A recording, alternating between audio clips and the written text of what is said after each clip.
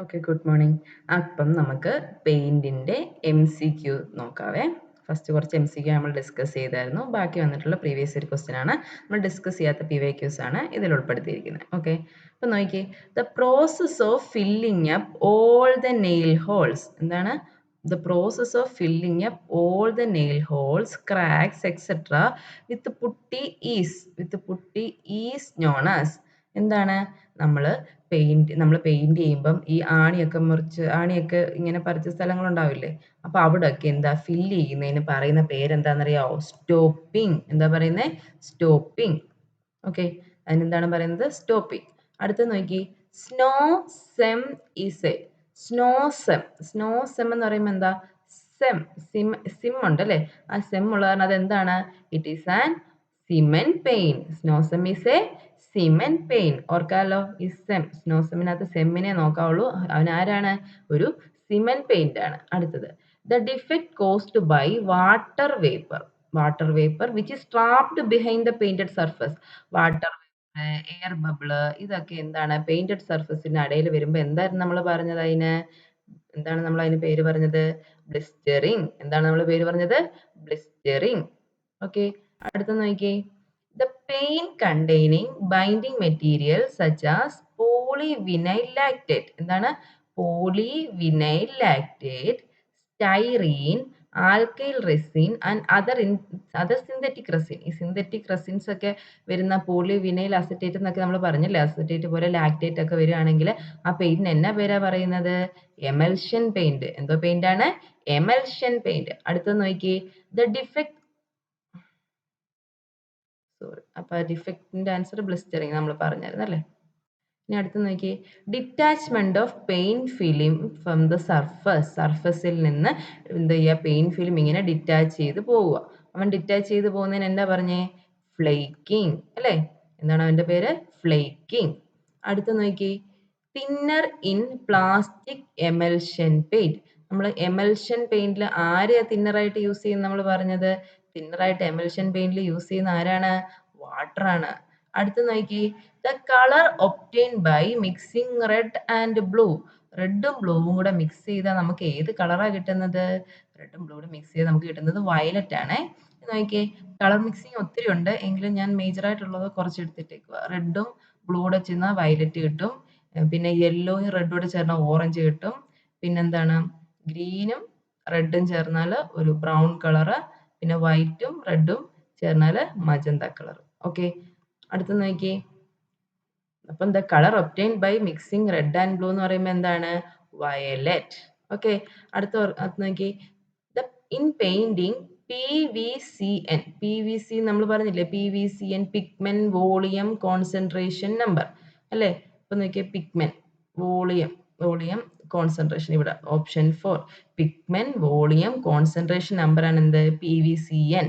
Okay, അറിയത്തില്ലെങ്കിൽ ഒന്നുകൂടെ പോയി നോക്കണം എന്തിന്റെ റേഷ്യോ എന്നൊക്കെ നമ്മൾ ക്ലാസ് എടുത്തപ്പോൾ പറഞ്ഞിട്ടുണ്ടായിരുന്നു. അടുത്ത നോക്കിയേ, paints most resistant to fire are. Fire resistance ഉള്ള പെയിന്റ് ഏതാണ്? നമ്മൾ പഠിപ്പിച്ചപ്പം പറഞ്ഞ ഏതാ? ആസ്ബസ്റ്റോസ് പെയിന്റിനാണ് എന്ത്? നല്ല ഫയർ റെസിസ്റ്റൻസ് ഉള്ളത്.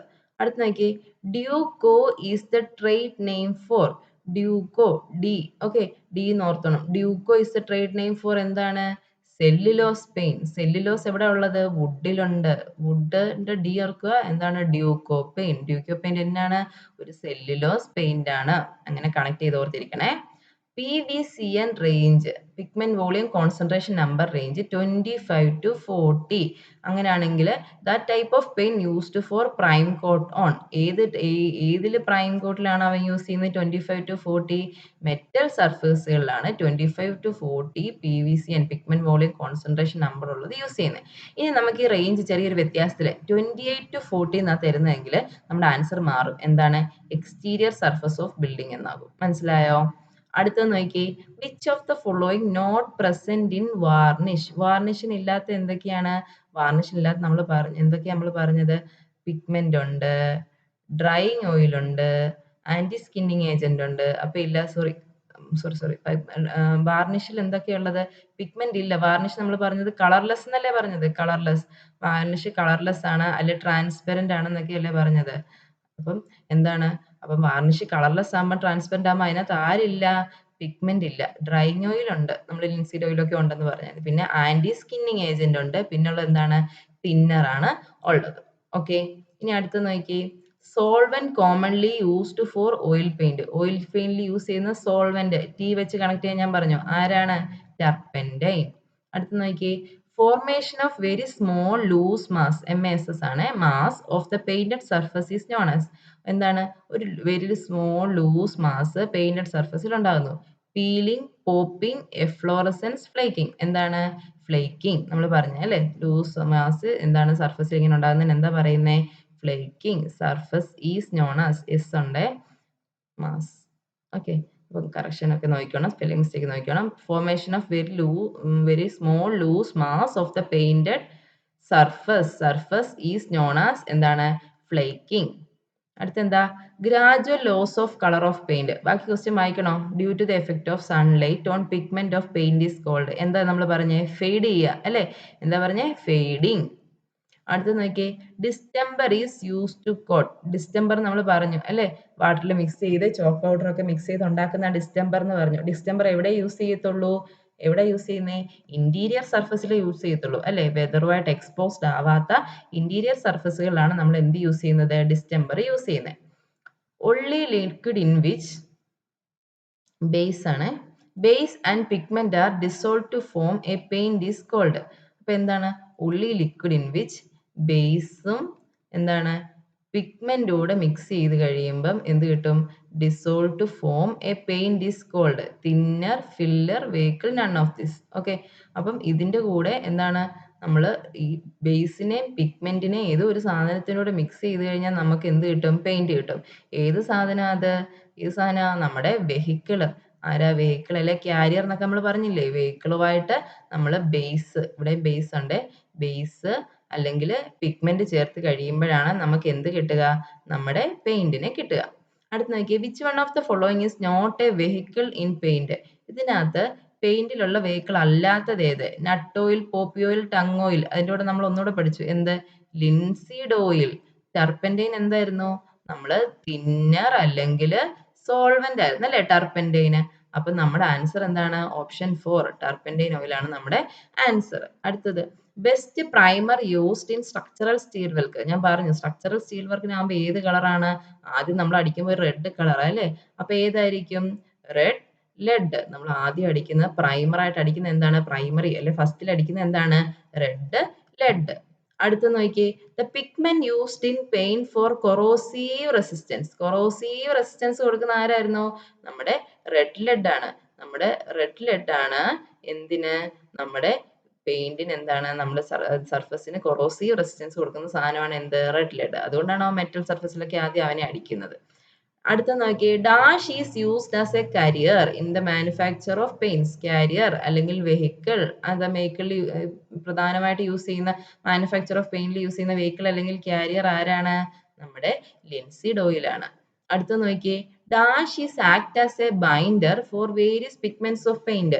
നമ്മുടെ വേരിയസ് പിഗ്മെന്റ്സ്, ഒത്തിരി പിഗ്മെന്റ്സ് ഒക്കെ ഉണ്ട് അല്ലേ, ആ കളർ തരുന്ന പിഗ്മെന്റ്സിനെ ഒക്കെ ബൈൻഡ് ചെയ്ത് നിർത്തുന്ന ആളാരാണ്, ബൈൻഡ് ചെയ്ത് നിർത്തുന്ന നമ്മുടെ വെഹിക്കിൾ ആണ്. ആരാണ്, നമ്മുടെ വെഹിക്കിൾ അല്ലെങ്കിൽ ബൈൻഡർ അല്ലെങ്കിൽ അവൻ എന്താ പറയും, അല്ലെങ്കിൽ ക്യാരിയർ. ഇവനാണ് ആരെ, നമ്മുടെ പെയിന്റിലുള്ള പിഗ്മെന്റ്സിനെ എന്ത് ചെയ്ത് നിർത്തുന്നത്, ബൈൻഡ് ചെയ്ത് നിർത്തുന്നത്.